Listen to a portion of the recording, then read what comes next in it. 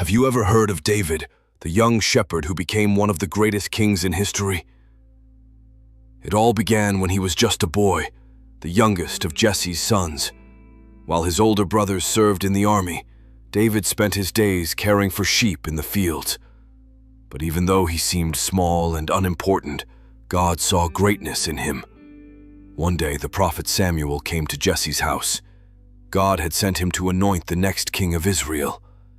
Many expected it would be one of David's strong older brothers.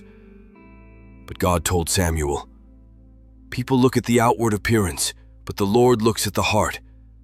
And so, David was chosen.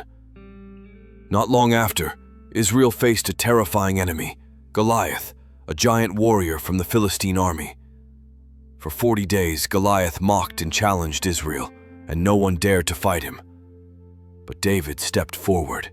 He wasn't a soldier, he had no armor, but he had faith. With just a sling and 5 stones, David approached the giant. He boldly declared, "You come against me with sword and spear, but I come against you in the name of the Lord Almighty." And with a single stone, he struck Goliath down. That moment changed everything. David's journey had just begun. He would go on to face trials, enemies, and even moments of failure. But he always returned to God, and in time he became the king of Israel, a man after God's own heart.